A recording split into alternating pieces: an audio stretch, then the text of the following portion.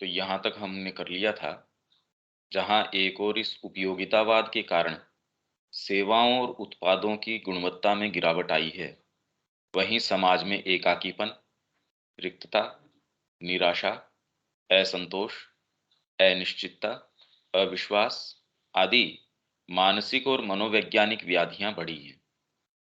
फ्रांसीसी क्रांति ने जिन स्वतंत्रता, समानता और भ्रातृत्व के आदर्शों को स्थापित करने का प्रयास किया, उनमें से स्वतंत्रता और समानता के आदर्शों की पालना का प्रयास तो देखा जाता है, परंतु सच्चे भ्रातृत्व का नहीं, जो कि आत्मा का गुण है और अहमात्मक चेतना के लिए विजातीय है।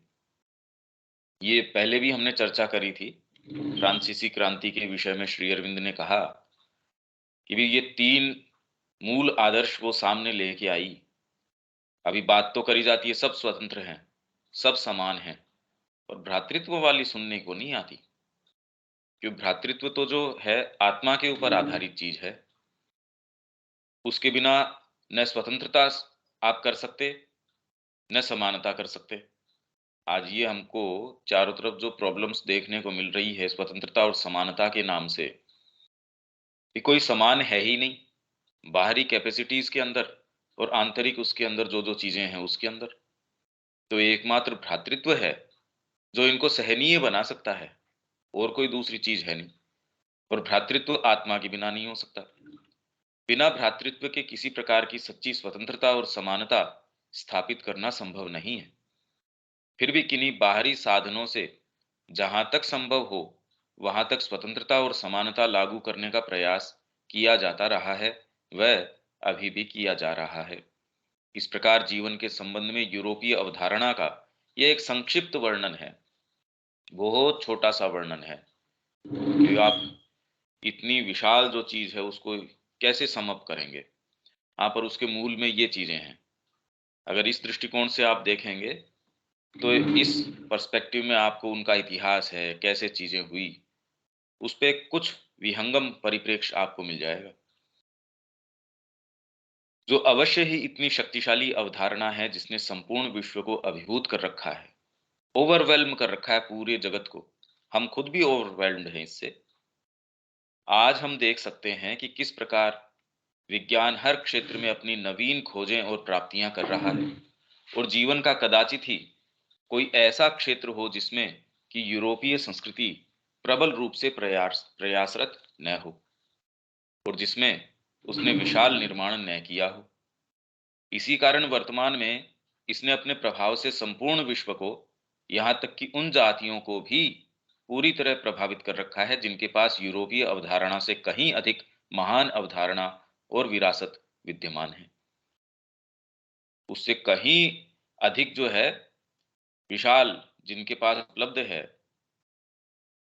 अतः भले ही इसके क्षितिज भारतीय संस्कृति जितने विशाल न भी हों, चाहे इसकी परिकल्पना की उड़ान एक सीमा से ऊपर न भी जाती हो, तो भी किसकी, यूरोपीय संस्कृति की, तो भी अपनी सीमा के भीतर यह एक शक्तिशाली और ओजस्वी परिकल्पना है जिसका दर्शन हमें इस संस्कृति की विभिन्न अभिव्यक्तियों में होता है।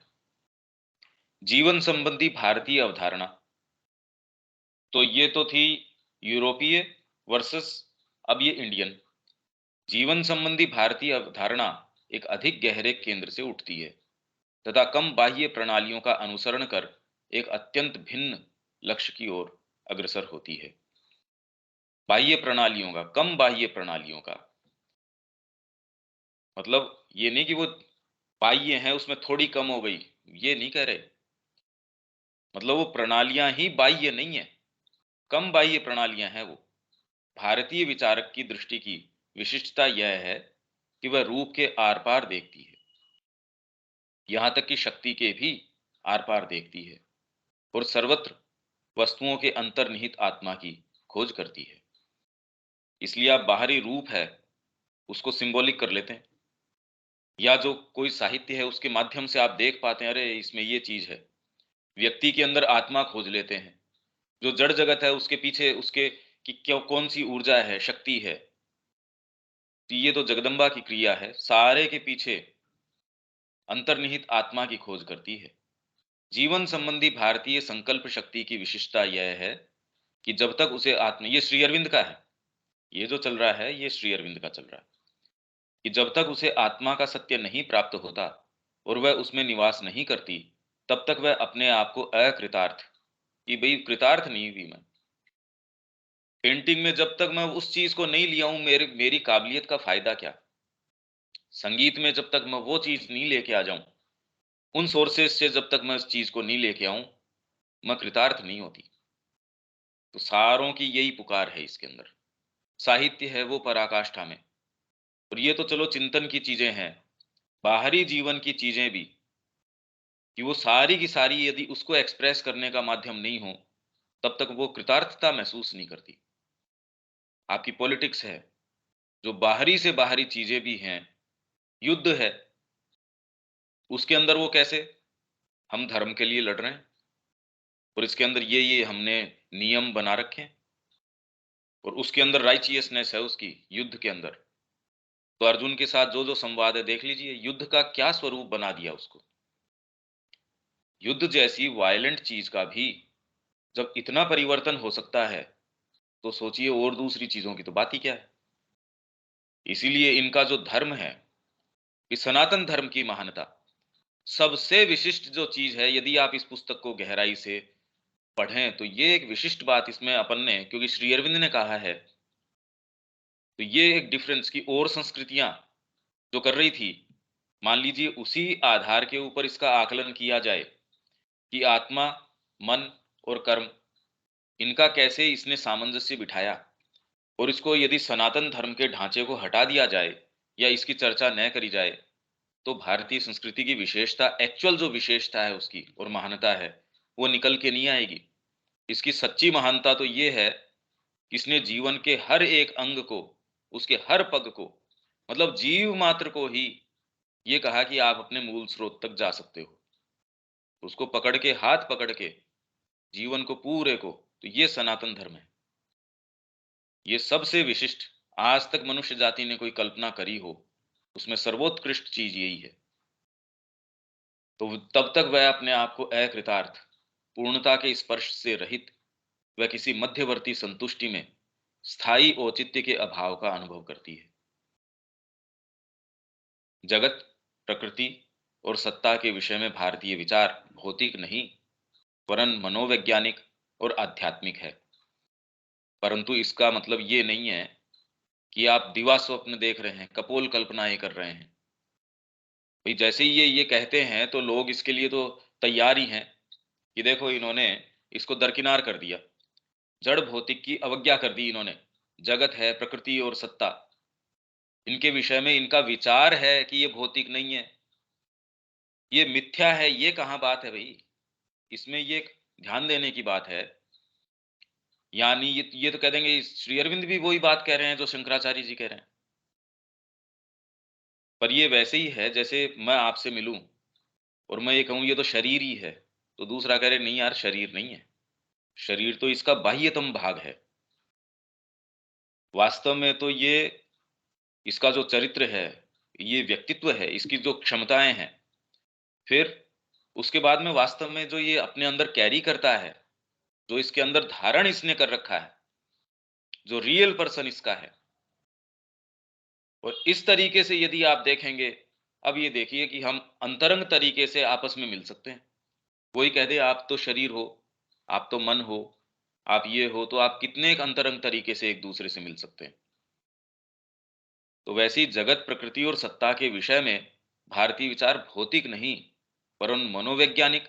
मनोवैज्ञानिक मैंने बता दिया कि सामान्य व्यक्ति को भी, जब आप सामान्य जीवन में भी देखते हैं, कोई महान व्यक्तित्व है, आध्यात्मिक नहीं भी है, तो भी शरीर से थोड़ी जज करते हैं उसको।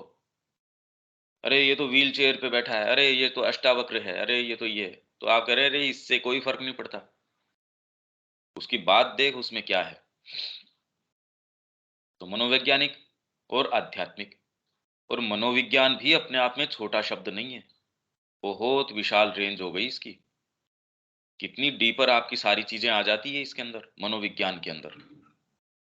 आत्मा, अंतरात्मा और चेतना, जड़ पदार्थ तथा निश्चेतन शक्ति से केवल महान ही नहीं, अपितु इन निम्नतर वस्तुओं की आदि और मूल कारण भी है। ये भारतीय संस्कृति का मानना नहीं, उसका दर्शन है ये।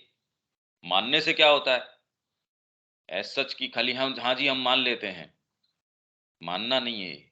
उनको प्रत्यक्ष दर्शन है इसका, रिवील्ड ट्रूथ्स हैं ये। समस्त ऊर्जा एक निगूढ़ आत्मा की शक्ति या साधन है। अब वहां यूरोपीय संस्कृति के अंदर वो कह रहे हैं ठीक है इसके पीछे ऊर्जा तो है, पर वो जड़ है। मतलब वो कह रहे हैं हाँ चीजों के पीछे, यदि हम इसके पीछे जाते हैं तो उसके पीछे कोई शक्ति है, कोई चीज है। उसको वो अपने तरीके से डिफाइन करते हैं। ये कह रहे हैं हाँ है, ऊर्जा है, एनर्जी है, पर किसकी? जगदम्बा की है। उनको ये कहने में कोई दिक्कत नहीं है। तो वो ये कह रहे हैं सारी चीजें ये है, उसके पीछे आप पर्सन बता रहे हो, साकार कोई चीज बता रहे हो, का हाँ है, बिल्कुल। ये अफर्मेटिवली और कोई दूसरी संस्कृति कह नहीं पाती। ऊर्जा एक निगूढ़ आत्मा की शक्ति या साधन है। जगत को धारण करने वाली शक्ति एक सचेतन संकल्प शक्ति है। जगत को धारण करने वाली शक्ति कोई जड़ शक्ति नहीं है भाई। जो कह रहे हैं निश्चेतन के अंदर भी सुप्रीम इंटेलिजेंस है। मनुष्य तो अब आया है, उससे पहले प्रकृति ने कितने कितना काम, पहले आधार तैयार किया। तो हमको जो अवचेतन लगता है या जो एकदम निश्चेतन लगता है, उसके अंदर भी परमात्मा की सुप्रीम सुपर कॉन्शियस जो है, इंटेलिजेंस है, वो काम करती है। तभी देखो आप एकदम परफेक्टली। अब तो ये इन्होंने कितनी ये स्टडी करी है डिस्कवरी चैनल ने और ने, जब आप उसको देखो तो उनकी क्रियाएं कितनी एकदम अचूक हैं। कि अरे प्रकृति के अंदर ये चीज है, हमने तो कभी देखा ही नहीं इसको इस तरीके से। तो उसको जगत को धारण करने वाली शक्ति एक सचेतन संकल्प शक्ति है। मनुष्य अपने अहंकार में ही ये सोचता है कि मैं ही पड़ाव में इस तरीके से हूं। बाकी यदि आप वास्तव में देखें और शक्ति किस तरीके से काम कर रही है, अचूक क्रिया है उसकी। अगर उसकी क्रिया फॉल्टरिंग तरीके से होती या अमोघ न होती तो मनुष्य आ ही नहीं सकता था। कैसे आता है ये सोचो आप। ये तो अभी आया है भाई। और प्रकृति उसकी कार्यवाहक शक्ति का यंत्र है। जो भी प्रकृति, खाली ये प्रकृति नहीं, आपको भी जो प्रकृति मिली है वो भी कार्यवाहक शक्ति का यंत्र है। जड़ तत्व अपने अंदर छिपी हुई चेतना का शरीर या क्षेत्र है। जड़ तत्व और कुछ नहीं है, खाली क्षेत्र है। ये गीता क्षेत्र और क्षेत्रज्ञ की बात करती है। इनफैक्ट जड़ तत्व ही नहीं, गीता तो ये कह रही है आपके अनुभव में जो कुछ भी आ गया वो सारा क्षेत्र के उसमें आ गया, दायरे में। आपका ऊंचे से ऊंचा रियलाइजेशन है, आपकी ऊंची से ऊंची आध्यात्मिकता सारी क्षेत्र में आ गई। क्षेत्रज्ञ तो उसके पीछे है, वो उसके पीछे का तत्व है। वो तो हमेशा अनंत बना रहता है। एनी हाउ, अगर जड़ तत्व की भी बात करें तो ये तो एक क्षेत्र है या प्रतिष्ठा है। इसको प्रतिष्ठा बोलते हैं वो। और यह जड़ जगत आत्मा का बाह्य रूप और क्रिया व्यापार है। स्वयं मनुष्य जड़ तत्व से उत्पन्न कोई प्राण और मन नहीं है जो सदा के लिए भौतिक प्रकृति के अधीन हो, अपितु ये एक आत्मा है जो प्राण और शरीर का उपयोग करती है। देखिए अब इन दोनों बातों में कितना अंतर हो जाएगा कि जड़ तत्व तो उसका एक्सप्रेशन है। यदि ऐसी बात है तो आप आपके उड़ान की तो कोई सीमा नहीं है, आप आत्मा तक सीधे जा सकते हो। पर यदि आपने ये कह दिया कि जड़ तत्व एकमात्र ही चीज है और आत्मा तो उसका डेरिवेटिव है, अब उड़ान भी भरोगे तो आपने तो बांध दिया अपने आप को जड़ तत्व से। तो वो संस्कृति, उसकी हाईएस्ट जो कृतियां हैं साहित्य में, कला के अंदर जिनमें भी, वो इसके परे नहीं जाती। उनकी उड़ान वो बार बार बार बार अपना रेफरेंस पॉइंट जड़ तत्व में ढूंढती है। यहां उल्टा है, ये अपना रेफरेंस पॉइंट जड़ तत्व में नहीं है और इसीलिए मास्टरफुल तरीके से जड़ तत्व के ऊपर अधिकार कर सकती है। वो नहीं कर सकते। ये क्रम ने सारे ही जो चेंज हम देखते हैं वो ला दिया। जगत की इस धारणा में जो एक सज्ञान श्रद्धा है, इसे जीवन में कार्यान्वित करने का जो एक प्रयत्न है, इस उच्च प्रयास का जो विज्ञान और अभ्यास है, और अंततः प्राण और जड़ तत्व के साथ बंधे हुए इस मन से बाहर निकलकर महत्तर अध्यात्म चेतना में प्रविष्ट होने की जो अभीप्सा है, यही भारतीय संस्कृति का अंतरतम मर्म है। अब ये बात कैसे समझ में आ सकती है? ये तो समझ में कैसे आ सकती है, आप यूरोपीय अवधारणा जो हमने बात करी कि उसके मूल में ये है, उसके कारण ये रूप पैदा होते हो रखे हैं और हो सकते हैं।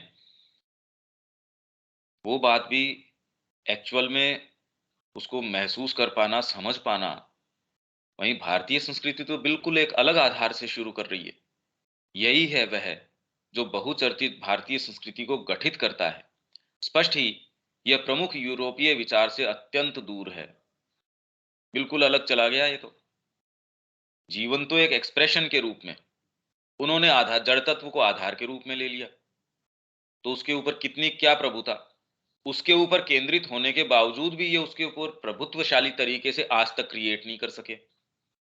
और इस संस्कृति ने हमेशा ही कितना मास्टरफुल तरीके से हर स्तर के ऊपर, कौन सा ऐसा स्तर है जहां इसने मास्टरफुल तरीके से इस पे काम न किया हो, क्रिएट न किया हो, चिंतन न किया हो, प्रत्यक्ष न किया हो।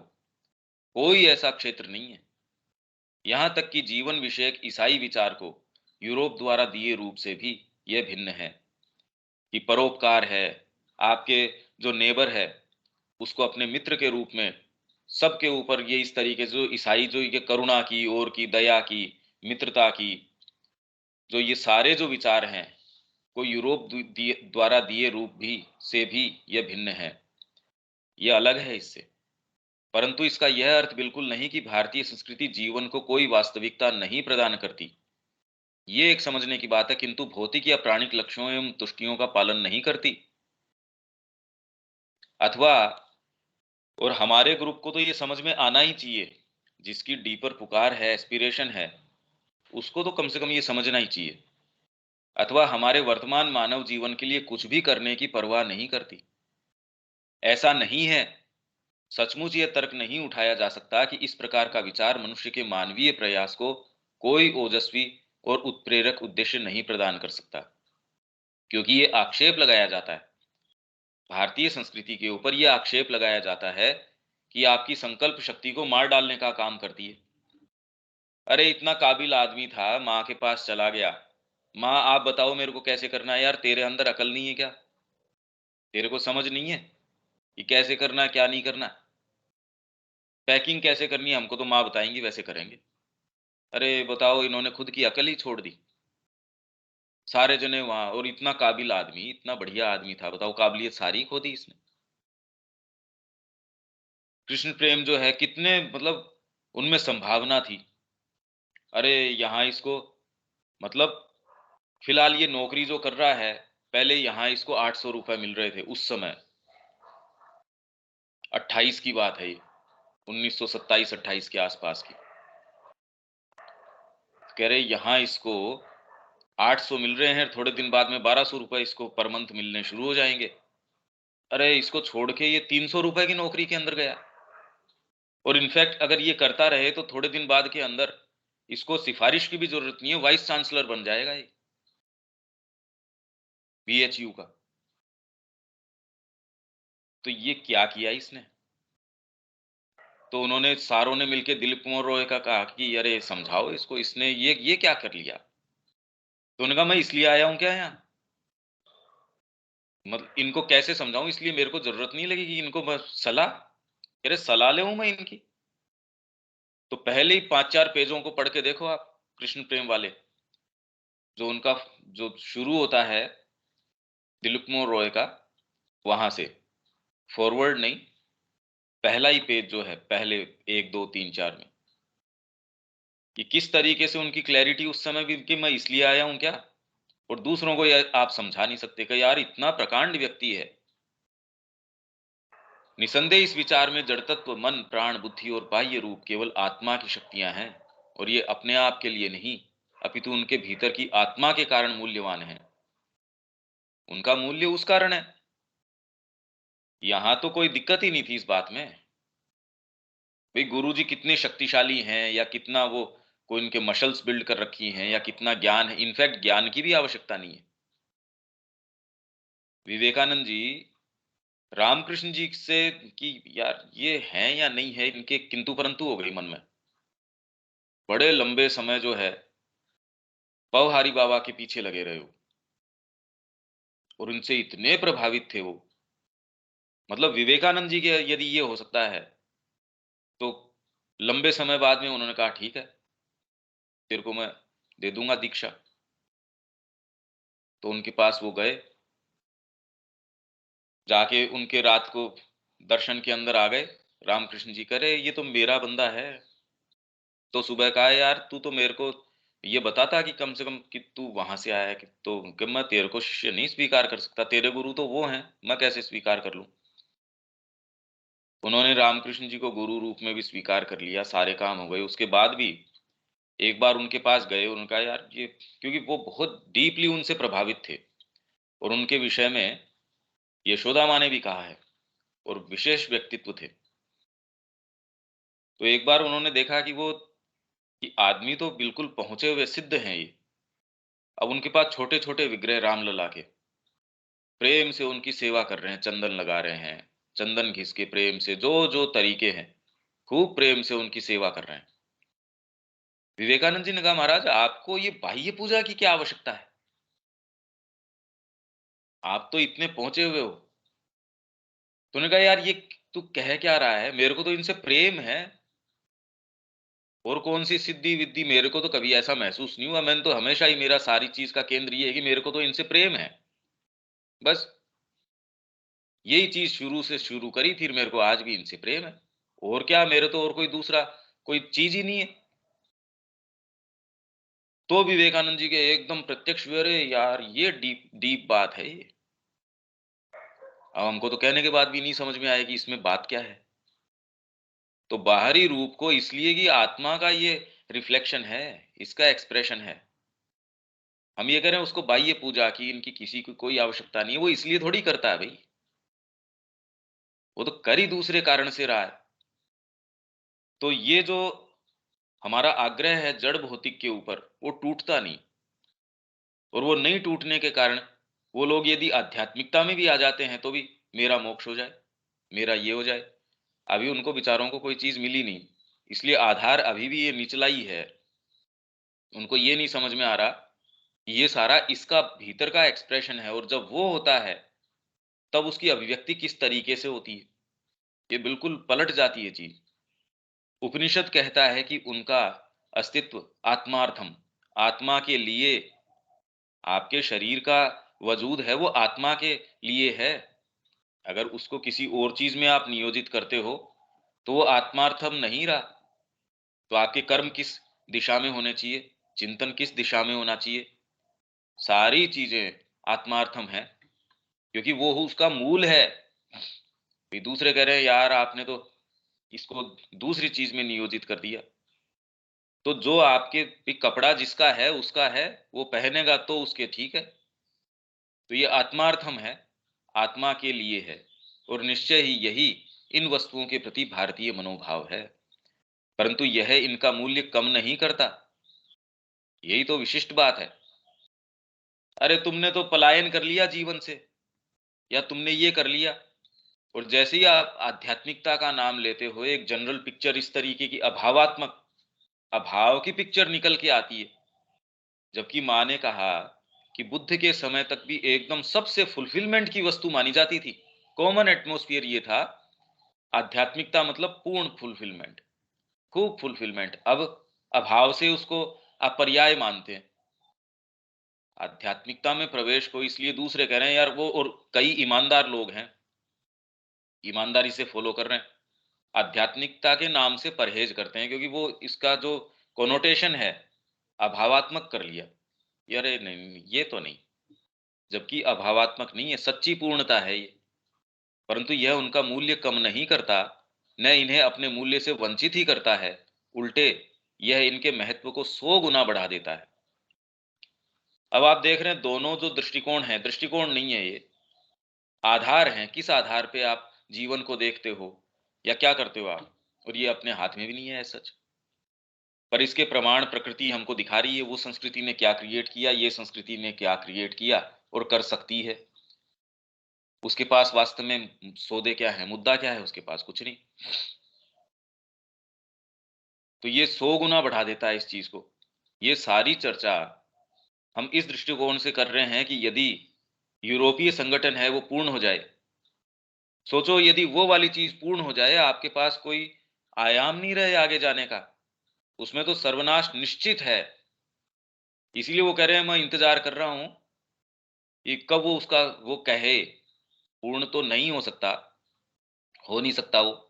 पर जिस दिन वो कह दे विक्ट्री डिक्लेयर कर देगी, हो गई भी मेरी तो विक्ट्री, उस दिन एक बच्चा भी उसको तोड़ देगा। अपने आप ही टूट जाएगा वो, सारी चीज़ कोलैप्स हो जाएगी, हो नहीं सकती ना। आप कौन-सी चीज़ का खंडन कर रहे हो? आप कह रहे हो जड़ तत्व ही एकमात्र चीज़ है और हम इसको पूर्ण तरीके से, विजयी तरीके इससे स्थापित कर देंगे। ये कहना चाह रहे हैं वो। तो आप अपनी आत्मा का खंडन कर रहे हैं, ये कभी हो नहीं सकता। इसीलिए यूरोप यदि जिस दिन ये कहता है कि मेरी विक्ट्री हो गई, तो कोई बच्चा भी क्रम्बल उसको कर देगा, तोड़ देगा उसको। बाह्य रूप और देह का महत्व अत्यधिक बढ़ जाता है यदि उन्हें आत्मा के जीवन से अनुप्राणित और उसके कार्य व्यवहार के लय ताल का सहायक समझा जाए। तो शरीर आपका इसलिए है, माँ के लिए है, कर्म इसलिए है, जीवन इसलिए है, और ये उसकी शक्तियों को निहित आपके अंदर जो भी फैकल्टीज हैं उसको बढ़ाना है, कम नहीं करना है। तो इसीलिए माँ कहती हैं कि पता नहीं लोग इससे क्यों भागते हैं। जो उनका परम सौभाग्यदाता है, उसी से ऐसे भागते हैं, पता नहीं क्यों। ये प्रार्थना के अंदर है माँ की, जो माँ की जो पहला ही वॉल्यूम है उसके अंदर है, ये जो उसका परम सौभाग्यदाता है, मनुष्य जाति उससे क्यों भागती है। और ये औरों की बात नहीं, हम जिनके संपर्क में आ गए या अभीप्सा रखते हैं कि अपना जीवन जिनको दे दें, तो भी वास्तव में जीवन तो देखो आप, उसमें कितनी कितनी सारी चीजें और हैं। प्राचीन भारतीय विचार में मानव जीवन कोई निकृष्ट और अयोग्य जीवन नहीं था। पुराण दृढ़तापूर्वक कहते हैं कि यह हमारी जानकारी में सबसे महान वस्तु है। स्वर्ग के देवताओं के द्वारा भी इसकी आकांक्षा की जाती है कि वो आए, हम तो मानव जीवन के अंदर आना चाह रहे हैं। वगैरह नहीं, ये तो देवताओं के लिए भी दुर्लभ है। मनुष्य की योनि जो है वो देवताओं के लिए भी दुर्लभ है। क्यों? क्योंकि यहाँ आपके चैत्य सत्ता मिलती है। भारतीय संस्कृति का पहला ही अगर शुरू करो, यहाँ चैत्य सत्ता है आपके पास, वो ग्रो कर सकती है। आप अनंत तक जा सकते हो और किसी को ये चीजें उपलब्ध नहीं है। और सारे टाइपल उसके अंदर हैं, एक फिक्स प्रकार के अंदर हैं। ऊंचे हैं पर वो न तो नीचे आने का उनको सौभाग्य है, न उससे ऊपर जाने को सौभाग्य है। जिस दायरे में है वहां है, अपने वैभवों में खुश हैं, वो जहां भी हैं। मनुष्य जो है वो खुश नहीं हो सकता, वो अतृप्त ही रहेगा जब तक वो अपने मूल तक नहीं पहुंच जाता। इसलिए सबसे विशेष है ये, सबसे ऊंचा है। अपने मनों, हृदयों, अपनी प्राण शक्ति और अपने शरीरों की समृद्धतम या सबलतम शक्तियों को गंभीर और उन्नत बनाना वह साधन है जिसके द्वारा आत्मा स्व उपलब्धि की ओर तथा अपनी अनंत स्वाधीनता और शक्ति की पुनः प्राप्ति की ओर बढ़ सकती है। भारतीय संस्कृति के वैदांतिक तथा चिर प्रतिष्ठित युगों के विचार द्वारा मानव अस्तित्व को प्रदान की गई गरिमा, मानवता के विषय में पश्चिमी विचार द्वारा की गई किसी भी धारणा को पार कर जाती है। अब कितना अंतर है, ये भी हमारा ही जीवन है। और वो वाला जो बता रहे थे, यदि हम उस ढर्रे पे चलते हैं वो कहाँ लेके जाएगी देख लो। पश्चिम में मनुष्य सदा ही प्रकृति का एक क्षण भंगुर जीव रहा है, और जितना ही आप उसको असर्ट करोगे आपकी क्षण भंगुरता बढ़ती जाएगी, या आप कुछ नहीं हो, या ऐसी आत्मा रहा है जिसे जन्म के समय मनमोजी सृष्टा की किसी मनमानी तरंग द्वारा निर्मित किया गया है, और ऐसा हो गया तो वो कह रहे हैं आपकी ट्रांजिटरीनेस है, मतलब क्षण भंगुरता है, उसका अधिक से अधिक लाभ उठाओ। मतलब एक दिन भी आपका बीत कैसे जाए। अरे आज तो मेरा ये नहीं हुआ, आज वहां उस बार के अंदर मेरे को जाना था। ये काम तो एक बड़ी भारी चीज है, ये काम करने में बड़ा जोर आता है। ये इसलिए कि जीवन के अंदर जो भी सुख साधन है, या क्योंकि जीवन का केंद्र तो वो है, उसके लिए मेरे को पूरे साधन संसाधन जुटाने। जब वो हो जाए तो मेरे को पूरा राइट है उपभोग करने का। तो अब उनकी संस्कृति किस तरीके की है। तो आपकी जो क्षण भंगुरता है उसका अधिक से अधिक लाभ उठाइए, ये उनका सोचना है। और मोक्ष पाने के लिए असाध्य अवस्थाओं में रख दिया गया है, पर कहीं अधिक संभाव्य रूप से एक नितांत असफल व्यक्ति की भांति नरक के जलते हुए कूड़े के ढेर में फेंक दिया जाने वाला है, और कुछ नहीं होने वाला इसका। तो धर्म उनका बीच में आके कहता है कि क्राइस्ट पे विश्वास लिया हो, तो वो वापस खड़ा होगा और एक निर्णय का दिन आएगा। तो तूने यदि पुण्य किए हैं तो तेरे को इधर भेज दिया जाएगा, तूने पाप किए हैं तो इधर भेज दिया जाएगा, तेरे को इटर्नल हेल में डाल दिया जाएगा। वो अगर उनमें फिर तू क्राइस्ट में विश्वास लिया आएगा, ये वाले कहते हैं नहीं नहीं, तू अल्लाह के अंदर लिया आएगा। अभी जो ये सारा चक्कर चल रहा है, वगैरह हम सबको मानते हैं, पर ये इसमें लास्ट वाला ये वाला है, इसी को हम मानते हैं। और कुरान ही है जो वास्तव में जो जो है सो ये इसी में, इसके ऊपर इन दोनों में लड़ाइयां चल रही। अधिक से अधिक उसे विभूषित किया जाता है एक तर्क वितर्क करने वाले मन और संकल्प शक्ति द्वारा। वो इसके ऊपर थोड़ी टॉपिंग कर देता है, कला डाल देता है उसके अंदर थोड़ा, आपके तर्क वितर्क, जो रीजनिंग इंटेलिजेंस है वो ले आता है, तथा ईश्वर या प्रकृति ने जैसा उसे बनाया है उससे अच्छा बनने के प्रयास द्वारा। कल्चर, एस्थेटिक कल्चर तैयार करो, एथिक्स तैयार करो। आप एक दूसरे के प्रति, क्योंकि ईसाई धर्म ने उसके बीच में जो जो थोड़ी थोड़ी थोड़ी मानवीयता लेके आया, वो उसने जो मानवीयता जो सो कॉल्ड है, तो उसके हिसाब से उसने जो आपकी विभत्सता थी उस पर थोड़ा सा कवर करने की कोशिश करी। इससे कहीं अधिक उन्नतिकारी एवं प्रेरणाप्रद और एक महान विचार की प्रेरक शक्ति से परिपूर्ण है वह परिकल्पना जो भारतीय संस्कृति ने हमारे सामने रखी है। मतलब एक्चुअल में आपको ये एक होप प्रदान करती है कि जीवन ये भी है। अगर जीवन वो ही होता जो यूरोप बता रहा है, और आप में थोड़ी बहुत भी अभिप्सा होती, आप थोड़ा सा आकलन करके देखिए, आप करें ये जीवन तो जीने लायक नहीं है। अगर आप जैसा ये क्षणभंगुरता बता रहे हैं, और कोई इसके अंदर आपको लाइट नजर नहीं आती कि भाई इसमें जो है सो है बस। आपको एक मन दिया गया है, प्राण दिया गया है, शरीर दिया गया है, जितना उसका लाभ उठा सको उठाओ। जैसे चारवाक की यहाँ फिलोसॉफी थी, जब तक जियो एकदम आराम से सुख से जियो, ऋणम कृत्वा घृतम पिबेत। बाद का जीवन कौन किसने आके बताया है? तो आराम से जो है, और ये फिलोसॉफी भी यहाँ भारत के अंदर की भी ये भी तरीका है एक, उसको भी उन्होंने डाइजेस्ट कर लिया, उसमें भी कोई दिक्कत नहीं थी। भारतीय विचार के अनुसार मनुष्य शक्ति की क्रियाओं में छिपी एक अध्यात्म सत्ता है। अब ये भारतीय जो विचार है, यदि वास्तव में ये विचार है, तो हमारे जीवन पे इसके क्या इम्प्लीकेशंस हैं, ये हम सब के लिए एक ये छोड़ दी गई है ये चीज।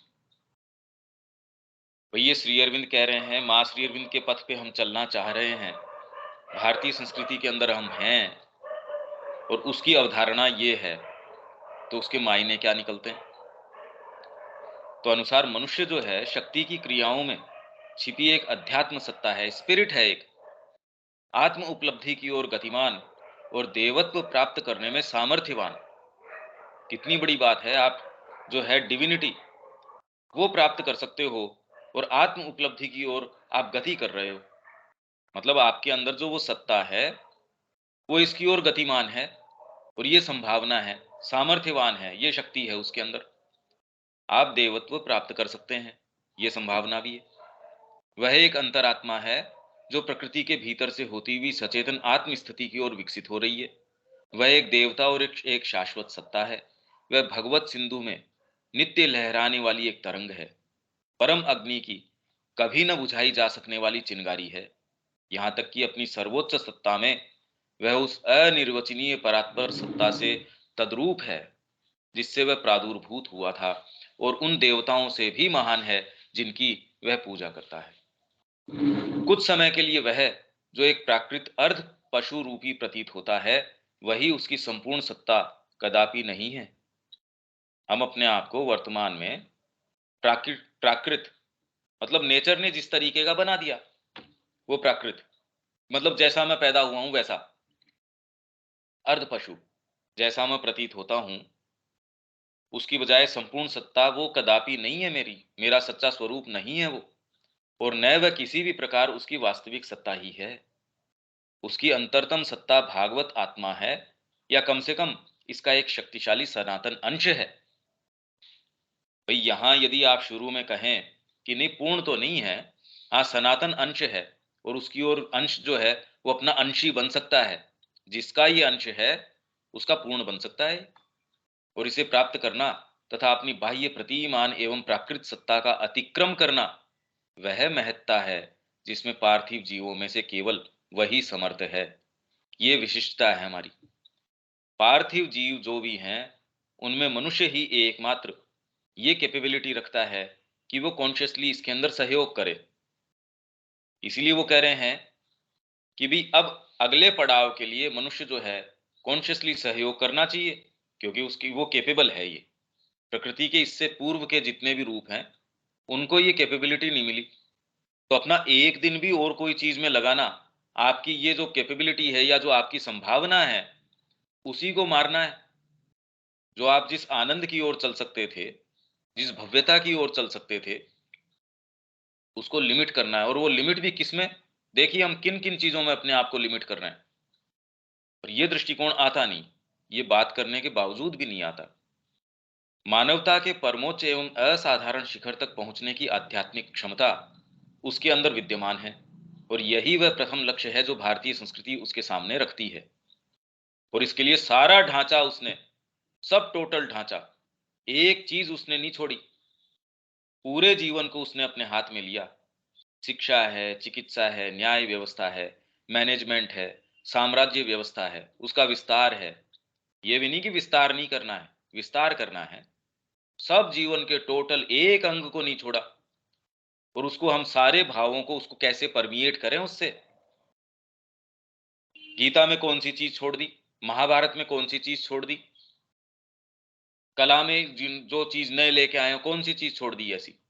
और जीवन में ऐसी कौन सी चीज है जो इन्होंने नए संसिद्ध की हो, बाहरी से बाहरी चीज भी। तो सारी चीजें यहाँ हैं। यही वह प्रथम लक्ष्य है जो भारतीय संस्कृति उसके सामने रखती है। और अधिक उस अविकसित मानवता की प्रथम असंस्कृत अवस्था जिससे कि अभी भी अधिकांश लोग संबद्ध है, न यथा प्राकृतो जनः में रहकर वह मुक्त सिद्ध और देवतुल्य पुरुष बन सकता है। ये हमारी संभावना है। मतलब भारतीय संस्कृति की ये अवधारणा है मानव जीवन को, क्योंकि हमने ईस्ट और वेस्ट, अब ये तो कोई तुलना नहीं है इसके बीच में। तो अब ये क्या बात है? अगर सौभाग्य से हम यहां पैदा हो गए तो हमारे साथ तो ये संभावना है, ये प्रकृति हमको मिली है, किंतु वह और भी अधिक कर सकता है। मतलब इंडिविजुअल, यूनिवर्सल, और उससे परे फिर बाद में वैश्व चेतना में मुक्त होकर उसकी आत्मा भगवान के साथ एकीभूत हो सकती है, विश्व आत्मा के साथ एकात्म हो सकती है, अथवा वह एक ऐसी ज्योति एवं विशालता में उठ सकती है जो विश्व से परे है, ट्रांसेंडेंट, उसमें जा सकती है। मतलब विश्वमय हो सकते हो, इंडिविजुअल रियलाइजेशन हो सकता है, फिर आपका कॉस्मिक रियलाइजेशन हो सकता है, और ट्रांसेंडेंट का हो सकता है। श्री अरविंद जो लेके आए हैं कोई विश्व के अंदर की चीज नहीं लेके आए। जो अतिमानस का जो दर्शन उन्होंने दिया है वो वैश्विक प्रकृति की चीज नहीं, वो नई चीज लिया है। इसलिए वो एक विशिष्ट आयाम है जिसने विश्व की सारी जो संभावनाएं हैं उसको उद्दीप्त कर दिया। नहीं तो आपके पास जो जो कॉम्बिनेशंस थे, मान लीजिए इस विश्व के अंदर जो जो चीजें हैं उनकी संभावनाएं हैं, उनके खुद के खैर कॉम्बिनेशंस अनंत तरीके के पर हैं वही वही हैं कि भी इतने स्वर हैं, उसके कॉम्बिनेशन अनंत हो सकते हैं। पर हाँ जी ये एक है। पर इस कॉम्बिनेशन में या इस सारे के अंदर श्री अरविंद एक नया ही आयाम लिया है। उसने इसकी संभावनाओं को अनंत गुना बढ़ा दिया, बिल्कुल नई ही चीज प्रदान कर दी। उसकी प्रकृति विश्व प्रकृति की क्रियाशील शक्ति के साथ एकीभूत, या परात्पर विज्ञान ज्योति के साथ एक ज्योति, सुप्रामेंटल लाइट जो है, या विज्ञान, ये कई बार एक जनरल टर्म्स के अंदर भी यूज कर रहे हैं कि जहां आपको एक्चुअल में आपकी वास्तव में आप क्या हो इस चीज की जो है नॉलेज आ जाए। कई बार टेक्निकल तरीके से कर रहे हैं, भारतीय संस्कृति के समय जब लिख रहे हैं, ये तो शुरू का है, पहले का है।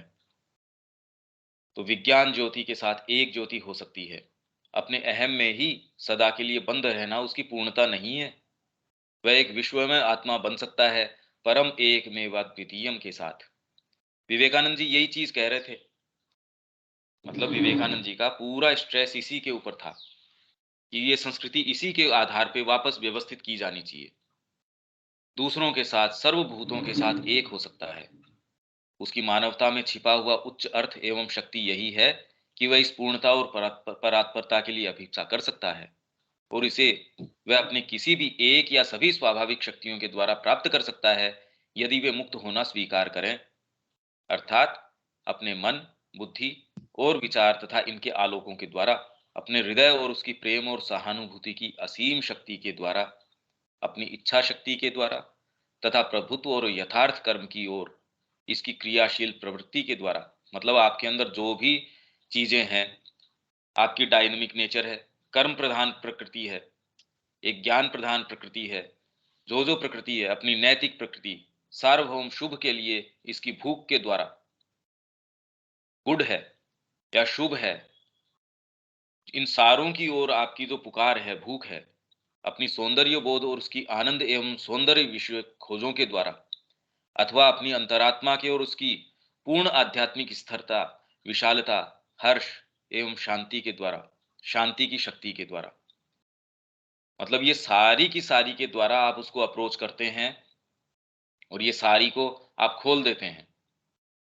आपकी जो हिडोनिस्टिक टेंडेंसी है, सुख भोग प्राप्त करने की जो है, उसको भी खोल देते हैं उसकी ओर। एक भी पार्ट को, तो सनातन धर्म है ये काम करता है। वो किसी को बचाए नहीं रखता कि ना ना ये इस तरीके से वैर भाव से नहीं जा सकते। अरे क्यों नहीं जा सकते? मेरे को मिला ही वो भाव हो, तो मेरे लिए तो आपने मार्ग बंद कर दिया। किसी के लिए बंद नहीं है मार्ग। आपको जो भाव मिला है, जिस भी तरीके से, आप तो चलो उसकी ओर। यही उस आध्यात्मिक मुक्ति और पूर्णता का अर्थ है, जिससे भारतीय विचारधारा और आंतरिक साधना प्राचीनतम वैदिक युग से ही ओतप्रोत रही है। यह लक्ष्य कितना ही ऊंचा और दुस्साध्य क्यों न हो, जब एक बार आध्यात्मिक अनुभूति ने अपना मार्ग खोज लिया है, तो यह उसे सदा ही संभव और यहां तक कि एक प्रकार से निकट और स्वाभाविक प्रतीत हुआ है। प्रत्यक्षवादी पश्चिमी मन इस परिकल्पना को एक जीवंत और बुद्धिगम विचार का पद देने में कठिनाई अनुभव करता है। वो कहता है यार ये तो इम्प्रैक्टिकल बात है। ये जो आप बात कर रहे हैं, ये आज तक किसी ने देखा? इनफैक्ट उनकी बातें छोड़िए, हमारी कई लोग हैं जो ये कह रहे हैं अगर अवतार भी आएगा तो त्रिगुणों के अंदर ही काम करेगा, और यदि त्रिगुणों के अंदर बद्ध है तो फिर तो दिव्य जीवन आ ही कहां से सकता है। इसलिए वो कह रहे हैं माया है ये, इससे छूट के चले जाना ही, वास्तव में ब्रह्म में लीन होना ही एकमात्र चीज है।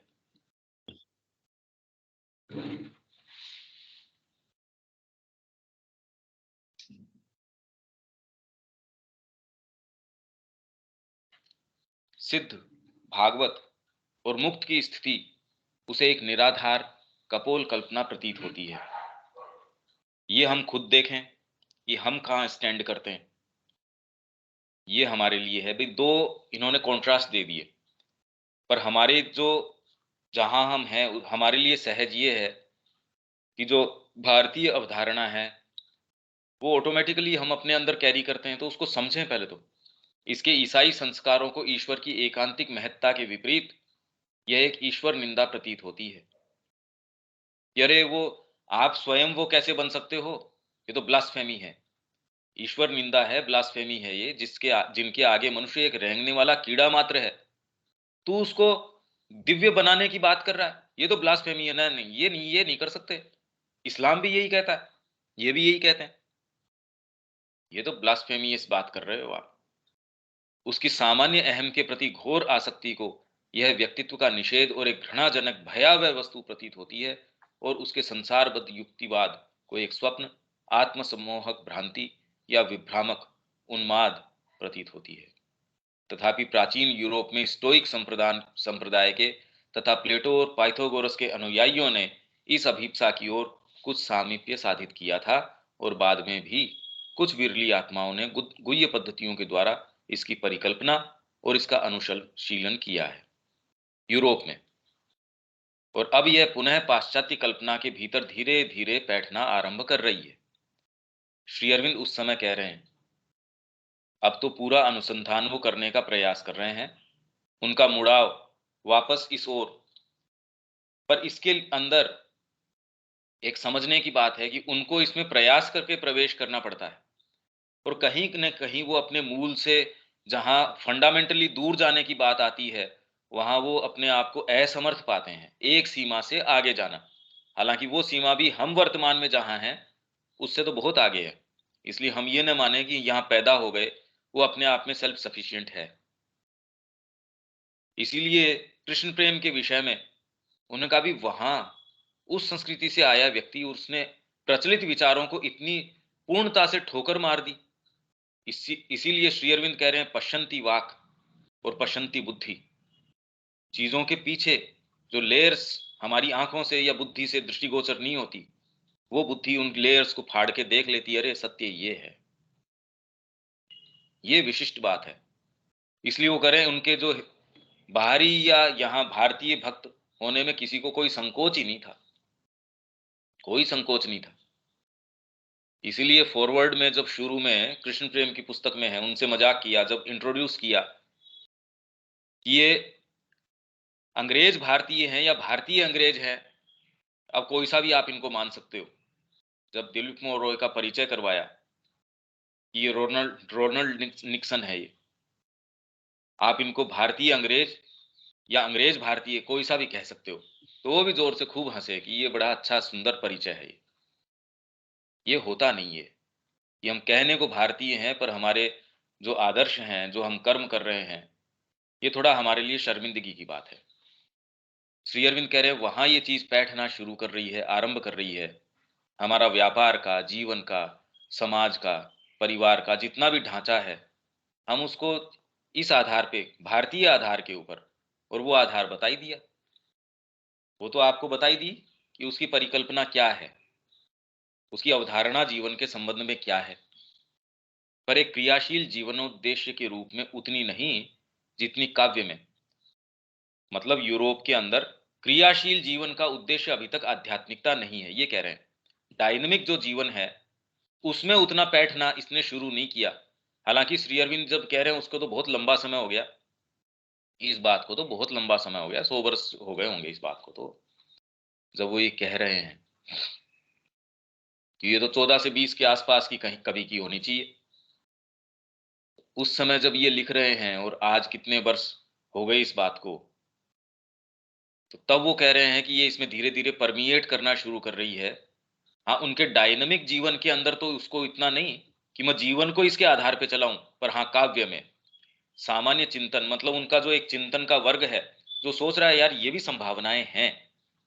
आपका हमेशा ही समाज में एक वर्ग ऐसा होता है जो प्रचलित चीजों के अलावा की संभावनाओं का चिंतन करता है, सोचता है, और उन संभावनाओं को एक्चुअलिटी में ले आता है। उस वर्ग में जब जो चीज आती है, धीरे धीरे अगली आने वाले दशक हैं या शताब्दियां हैं, वो उसको एक्चुएट करती हैं। तो जितनी काव्य में तथा सामान्य चिंतन के कुछ एक रूपों में या थियोसॉफी जैसी उन आंदोलनों के द्वारा जो प्राचीन और प्राच्य स्रोतों से अपनी प्रेरणा प्राप्त करते हैं, पाश्चात्य विज्ञान, दर्शन और धर्म अभी तक इसे घृणा पूर्वक एक भ्रम के रूप में, उदासीनता पूर्वक एक स्वप्न के रूप में, या तिरस्कार पूर्वक एक मलेच्छोचित गर्व के रूप में देखते हैं। अरे यार ये ओहो कितना घटिया काम है ये, मलेच्छ के लायक काम है। नहीं तो कृष्ण प्रेम को जब उसने देखा, ब्रिटिश लेडी ने रेल के अंदर, कह रहे इतनी गालियां निकाली कि तेरे को शर्म नहीं आई, हमारी जाति को तूने कितना नीचा दिखा दिया, ये क्या किया तूने, ये गैरवे वस्त्र तूने धारण कर रखे हैं। वो इतना आग बबूला लाल हो गई और गालियां पे गालियां निकाली, तेरे को मिला क्या ये करके। इनको कोई फर्क पड़ा नहीं। जेब में से इनके छोटी सी ठाकुर जी की मूर्ति थी, वो निकाल के कहती मैडम मेरे को ये मिला। अब वो तो और ज्यादा नाराज हो गई, अब करती क्या पर इससे ज्यादा। और ये अपने प्रसन्नता से बैठे कि मेरे को तो ये ठाकुर जी मिले। अब बताओ, वो एक ब्रिटिश आदमी ये बात कह रहा है और हम नहीं कह पा रहे, क्या ये शर्मिंदगी की बात नहीं है कि मेरे को ये ठाकुर जी मिले, या मेरे को माँ मिली, श्री अरविंद मिले, और वो हमारे सारे जीवन को इतना अभिभूत करे रखे हों कि आपको सब समय ये महसूस हो कि वो धन्य हो गए, धन्यता का भाव नहीं आता। कृष्ण प्रेम के विषय में विशेष ये चीज निकल के आती है। नहीं तो श्री अरविंद के जितने भी पत्र हैं उसमें हमेशा ही दूसरों से ये पता चलता है कि वो हमेशा ही मेरी साधना नहीं हो रही। तो श्री अरविंद को ढांढस बंधाने नहीं ठीक चल रहा है, या अभी रिजेंटमेंट अपने, या जिस तरीके की चीजें निकल के आती है, धन्यता का जो भाव है वो कम निकल के आता है कि अरे ये तो धन्य हो गए, हम माँ श्री अरविंद के पास आ गए। ऐसे कम मिलते हैं यदि देखो तो। और जबकि उनके विषय में ये धन्यता का भाव कि अरे ये मेरे को तो ये मिले, ठाकुर जी मिले मेरे को। कितनी विशेष बात हो जाए यदि हम अपने जीवन में धन्यता महसूस करें कि माँ श्री अरविंद मिले हमको। अगर ये न मिलते क्या आशा थी बताइए, जीवन में या कोई भी हम देख रहे हैं उसमें क्या आशा बचती। ये धन्यता का भाव यदि हमारे अंदर आ जाए तो सोचो जीवन क्या हो जाए। भारतीय संस्कृति की विलक्षणता यही है कि उसने इस महान सक्रिय आशा को अधिकृत किया है। सक्रिय आशा कि जीवन में सारे कर्म को मोल्ड कर दिया, इसे एक सजीव और व्यवहार्य वस्तु के रूप में सुरक्षित रखा है, और सर्वांगपूर्ण जीवन की इस आध्यात्मिक प्रणाली तक पहुंचने के सभी संभव मार्गों को खोज निकाला है। और उसमें सबसे जो कारगर मार्ग है इसका, वो है इसकी सनातन धर्म की जो संरचना है वो। इसीलिए जो ये पुस्तक है, भारतीय संस्कृति और सनातन धर्म की महानता, लोगों को ये समझ में नहीं आती यार कि ये अलग चीजें हैं। अरे अलग नहीं है। और उसकी विशिष्ट जो कृति है, हम उसको पोएट कहें, जैसे श्री अरविंद को कहा कि भी आपको, तो श्री अरविंद का पोएट, पोएट हूं मैं, फिलोसोफर, फ्रीडम फाइटर, योगी, ये वो कुछ नहीं, पोएट। क्योंकि आज तक जितनी भी चीजें दुनिया में आई हैं या क्रिएट हुई हैं, श्री अरविंद कह रहे हैं भी वाल्मीकि और वेद व्यास, पूरी संस्कृति को इन दो ने क्रिएट किया। कवि थे ये, और क्या थे, तो आज तक जितने भी थे दृष्टा कवि, ऋषि को भी सारे क्या बोलते, दृष्टा कवि। वेद भी है, वो क्या है, पोएट्री है।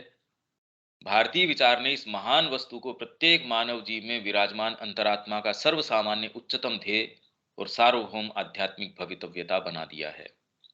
सर्वसामान्य मतलब एक जनरल बना दिया है, ये नहीं कि खाली कुछ एक लोग या कोई एक कुछ एक वर्ग ना, ये विशेष बात है। बाकी तो सब संस्कृतियों के अंदर, उनमें भी देखोगे तो सूफियों के अंदर ऐसी ऐसी चीज मिलती है जो आप कल्पना नहीं कर सकते। प्रेम के विषय में जो कह, रूमी जो कह रहा है, ऐसी पराकाष्ठा में बातें हैं। तो ऐसा नहीं है कि इन संस्कृतियों ने ऐसे लोग उत्पन्न नहीं किए, पर इसने ये सारी चीज जनरल पब्लिक के लिए खोल दी। ये विशेष बात है। कदाचित ही पश्चिम और पूर्व में जीवन की अवधारणा के इस भेद को, ये कमेंट्री है, हम इसके सच्चे अर्थों में पूरी तरह समझ पाए। कदाचित ही, शायद ही, ये जो दोनों में भेद किया गया है सच्चे अर्थों में, यूं तो खैर माइंड से हम कह देंगे हाँ हाँ यहाँ आध्यात्मिकता है, यहाँ ये है। जब तक मेरा जीवन उस चीज को रिफ्लेक्ट नहीं करता, जब तक मेरा कर्म, मेरा चिंतन, मेरा जीवन धन्यता महसूस नहीं करवाता, इसका मतलब मैं उस बात को जी नहीं रहा। इसलिए मेरे को पूरा राइट है नहीं सच्चे अर्थों में, अभी तक मैं समझा नहीं हूं। जैसा कि हम पहले कह चुके हैं, जहां हम स्वयं पश्चिम की अवधारणा, जिसके प्रभाव से हमारा वर्तमान चिंतन और प्रयास पूरी तरह ओतप्रोत है, के मूल भाव को ही सही अर्थों में नहीं समझ पाते, और जिस कारण से ये मूल भाव जीवन में जिन रूपों को उत्पन्न करता है उन्हें नहीं समझ पाते, क्यों वहां ऐसी ऐसी चीजें आई, एक के बाद ये वाली क्रांतियां क्यों आई, इतिहास इस तरीके का क्यों, उनका काव्य इस तरीके का क्यों, कैसे आकलन करेंगे जब तक उनके टेम्परामेंट को नहीं समझते। फिर हमने ये बात करी कि मूल रूप से एक तरीके का टेम्परामेंट होने के बाद भी हर देश के अंदर अपनी अपनी सांस्कृतिक विरासत है, विशिष्टता है, वो बात भी हमने करी। मूल उनका दृष्टिकोण है जड़ भौतिकवादी ही है, तो भी देखो हर देश के अंदर अपना अपना अपना अपना तरीका है। वहीं जीवन के संबंध में भारतीय अवधारणा, जो कि एक कहीं अधिक गहरे केंद्र से उठती है और जिसका पश्चिम से सर्वथा भिन्न लक्ष्य होता है, में तो हम किसी सतही भाव के द्वारा प्रवेश कर ही नहीं सकते। जिस प्रकार भौतिक विज्ञान के ही किसी गंभीर विषय को समझने के लिए कोई नैनो टेक्नोलॉजी है, उसके ऊपर लेक्चर चल रहा है, अब उसके पीएचडी वाले या जो उसमें पारंगत लोग हैं वो बैठे हैं और उनकी चर्चा परिचर्चा चल रही है, हम कहाँ तो उसमें प्रवेश करेंगे। कोई भी फील्ड के जब डिटेल्स में आप जाते हैं, कहाँ प्रवेश करेंगे उसमें। अथवा किसी महान संगीत या कला जैसी किसी सूक्ष्म विद्या में प्रवेश करने के लिए एक विकसित पृष्ठभूमि की आवश्यकता होती है। शास्त्रीय संगीत की बारीकियों की कहीं बात चल रही है, वहां जाके यदि हम बैठ भी जाएं, अब बताओ कितना प्रवेश कर सकेंगे। वैसे ही भारतीय संस्कृति की जीवन संबंधी अवधारणा में प्रवेश व्यक्ति के आंतरिक और अध्यात्मपरक बोध के विकास की अपेक्षा रखता है। आपसे ये एक्सपेक्टेड है, पहले कुछ तो आपको सेंस हो। इन दोनों अवधारणाओं के बीच का यह भेद ही संस्कृतियों के बीच के अति विशाल भेद का कारण है। एक और पश्चिमी अवधारणा है जो जड़ तत्व को ही सभी कुछ का मूल कारण समझती है, वहीं दूसरी ओर भारतीय अवधारणा है जो आत्मा को ही सभी कुछ का मूल कारण समझती है। सभी बाह्य रूपों को आत्मा की ही अभिव्यक्तियां और उसी के हितार्थ आत्मार्थम समझती है। यही वेदांत का भी कथन है, अहम ब्रह्मास्मि, मैं ब्रह्म हूं, तू भी ब्रह्म है, और जो भी कुछ है सर्व खलविदम ब्रह्म। जो कुछ भी है मतलब मैं भी ब्रह्म हूं, अगर आप मेरे को दिख रहे हो तो आप भी ब्रह्म हो, और जो भी कुछ है यहां वो सब ब्रह्म है। अगर आप इसके ऊपर आधारित करते हैं, अब ये चिंतन क्या होगा, जीवन कैसा होगा, ब्रह्म से ब्रह्म का रिलेशन किस तरीके का होगा, और आप जिस स्थिति में हैं उससे आप यहां तक कैसे एक्चुएट करें इस बात को। अस्तित्व के प्रति इससे अधिक उदात्त, मुक्तिकारक और गौरवमय संकल्पना क्या होगी, जो मनुष्य को इस भौतिक ब्रह्मांड की भयंकर विशालताओं के मध्य कोई सतही कीचड़ और पानी के संयोग से हुआ कोई क्षणभंगुर कीट नहीं समझती। हो गया पैदा, विज्ञान तो कीट ही समझता है इसको। भाई पानी और कीचड़ के संयोग से, वातावरण के संयोग से भी पैदा हो गया जीवन, उसमें धीरे धीरे क्रम विकास से ये भी आ गया, ये भी एक कीट है। अपितु उन परात्पर जगत नियंता परमात्मा से अभिन्न समझती है, जो स्वयं एक मन प्राण शरीर में व्यक्तित्व धारण कर अपने निज स्वरूप की ओर अधिकाधिक विकसित हो रहे हैं। अब ये हमारे लिए निर्णय छोड़ा गया है तय करना कि आप अपने आप को कीट रखते हो या आप अपने आप को आत्मा के ऊपर लेके चलते हो। जीवन के प्रति ऐसा भाव अपनाना जीवन को उसका सच्चा गौरव प्रदान करना है, उसकी अंतर्निहित शक्तियों को उजागर करना और उनकी क्रियाशीलता को अनंत गुना बढ़ा देना है। सामान्य जीवन में ही हम देखते हैं कि कर्म की गुणवत्ता कैसे उसके पीछे के भाव की गहराई पर निर्भर करती है। अपने प्रेमी की प्रसन्नता के लिए व्यक्ति जिस भाव और तन्मयता से कर्म करता है, वैसी तन्मयता और कर्म की उतनी गुणवत्ता आजीविका मात्र के लिए किए जाने वाले कर्म में कदाचित ही हो सकती है। एक तो आप अपनी प्रेमी की सेवा करेंगे, एक नर्सिंग करेंगे जहां भावना नहीं है, वहां तो आप भागने की कोशिश करेंगे समय से पहले, और उसमें भी यदि आधी घंटे आपने कर लिया तो आपके उसके भी पैसा दो इसका, ओहो यहाँ तो मेरा शोषण होता है। कितना फर्क पड़ जाएगा कर्म के अंदर भी। आत्मोपलब्धि की अभिप्सु के लिए आरंभ में कर्म उस उपलब्धि तक पहुंचने के साधन होते हैं और बाद में उसकी अभिव्यक्ति के साधन बन जाते हैं। गीता इसका विवेचन करती है। भारतीय संस्कृति ने हर क्षेत्र में जो महान उपलब्धियां प्राप्त की हैं, उनका रहस्य यही है। इस प्रकार का भाव न केवल कर्म की गुणवत्ता में उत्कृष्टता ले आता है, अपितु ऐसे कर्म से मिलने वाला गहरा आनंद ऐसे महान और दुस्साध्य कार्यों को भी संभव बना देता है जो किसी सामान्य मानव शक्ति सामर्थ्य के लिए असंभव प्रतीत होते हैं। यदि जो बड़े बड़े दुर्ग वगैरह बनाए गए, उनको देखो तो मानव संभावना के लिए आज लगते हैं कि कैसे बनाया इन्होंने, ये तो संभव नहीं है। आपके पास सारी मशीनें वगैरह भी हैं, तो ये जो चीजें इन्होंने क्रिएट करी वो कैसे करी। यही कारण है कि भारतीय संस्कृति गोचर गोचर मतलब जो दिखती है भौतिक अथवा अधिक बाह्यतर उपलब्धियों को छोड़कर, क्योंकि उन्हें तो नकारा नहीं जा सकता। आज जो भवन खड़े हैं, महल खड़े हैं, बावड़ियां खड़ी हैं, या जो जो आंखों से देख सकते हो पेंटिंग खड़ी हैं, मेटलर्जी की चीजें खड़ी हैं, या उसकी जो जो शास्त्र वगैरह जो आज बच गए हमारे पास हैं, वो तो उनको नकार कैसे सकते हो आप, गोचर चीजें हैं ये सारी। उसकी गहरी मनोवैज्ञानिक और आध्यात्मिक उपलब्धियां तथा सिद्ध भागवत और मुक्त मानव चेतना की स्थितियों की प्राप्ति किसी पाश्चात्य मन को सर्वथा अवास्तविक और मिथ्या प्रतीत होती है।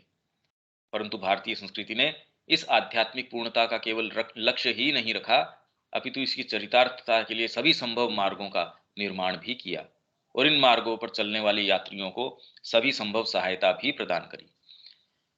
तो ये जो हम बात कर रहे थे, एक तो हमने बात करी इसकी, हमारा जो अफोरिज्म था, यूरोप अपने व्यावहारिक वैज्ञानिक वाले को हमने अभी टच नहीं किया, वो इससे ज्यादा गंभीर है। उसमें 1 या 2 दिन लगें, अब मेरे को नहीं पता आप उसको अगर चाहें तो आप कहेंगे तो मैं एक दिन में उसके ऊपर हमारा एक लेख है, गॉस्पेल ऑफ मटेरियलिज्म। यूँ तो विज्ञान के ऊपर बात करने में अपनी साइंस एंड स्पिरिचुअलिटी बहुत बड़ी बुक है, करीब 350-400 पेजों की किताब है। वो यदि कभी भविष्य में मिला समय या प्रसंगवश कभी कोई चीज़ हो तो एक अलग बात है। अदरवाइज़ एक लेख है अपना, गॉस्पेल ऑफ मटेरियलिज्म। हमारी साइट है रिसर्जेंट इंडिया, उसके ऊपर उपलब्ध भी है। आप चाहेंगे तो वो शायद एक टर्न के अंदर हम उसको कवर कर पाएंगे। ये विभेद, दोनों दृष्टिकोण, भारतीय और पाश्चात्य। अब विज्ञान वाली जो बात है कि ये दृष्टिकोण में दिक्कत क्या है, पहले तो ये दृष्टिकोण है ही क्या, वो समझना ही बड़ा मुश्किल होगा कि जिसको जड़ भौतिकवादी दृष्टिकोण कहते हैं वो है क्या। अभी तो हमको यही नहीं पता कि जड़ भौतिकवादी दृष्टिकोण का मतलब क्या है। ये पढ़ने के बाद भी समझ थोड़ी आता है। तो कल देखते हैं फिर, अगर आप कहेंगे तो मैं आपसे वो शेयर कर दूंगा। यहां तक कोई बात विवेक, कुछ तो इसमें अपने क्लियर हुआ होगा। हाँ भैया, स्पष्ट हो रही है। हाँ हाँ जी शब्या जी।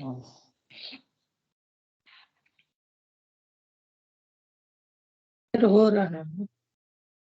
ठीक है, आप उसको, मैं वो बता दूंगा, उसका लिंक ग्रुप में मैं शेयर कर दूंगा। आपको ठीक लगे है। कि हाँ ये अपने को करना चाहिए, एक्सप्लेन करना चाहिए, तो आप मेरे को मैसेज करके, चाहे ग्रुप में आप में से कोई भी जो अपने ठीक है ग्रुप भैया। है उसके अंदर, मैं इसका लिंक अपनी वेबसाइट के ऊपर ही है, गॉस्पेल ऑफ मटेरियलिज्म, वो मैं आपसे शेयर कर दूंगा। हालांकि वो समझना बड़ा ही मुश्किल होगा, पर फिर भी आप उसको पढ़ लीजिए, को बहुत ज्यादा बड़ा तो नहीं है। ठीक है, यहाँ इसको विराम देते हैं। जय श्री माँ। जय जय श्री श्री राम।